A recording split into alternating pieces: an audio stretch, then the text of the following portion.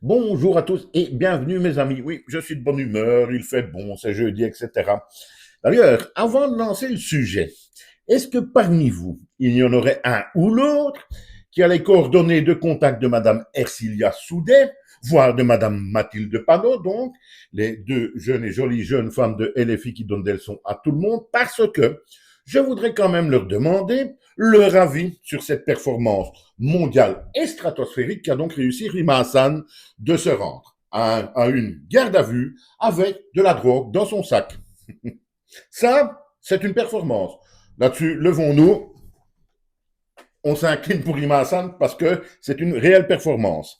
Donc, je voudrais bien avoir leur petit avis. Normalement, avant de vous dire ce qu'elle risque, dans un monde logique, LFI devrait virer Rima Hassan. Mais vous allez le voir, ils vont nous trouver une série, une panoplie complète d'excuses. Mais normalement, dans un monde normal, elle devrait être mise dehors. Dans un monde normal également, selon moi, quand un politique est contrôlé avec de la drogue sur lui, qui plus est en garde à vue, hein, c'est quand même pas rien non plus, eh bien normalement, cette personne ne devrait plus pouvoir représenter le peuple français. Évidemment, je ne pense pas que ça ira jusque-là. Mais pour vous dire maintenant ce qu'elle risque exactement, et là, vous allez être déçus, mes amis, comme je l'ai été. À l'heure actuelle, si Rima Hassan, ça ne va pas plus loin, mais il ne serait pas étonnant quand même qu'il y ait une petite perquisition chez elle. On le fait bien avec les jeunes de banlieue quand on trouve de la drogue sur eux, etc. Je ne vois pas pourquoi Rima Hassan devrait y échapper.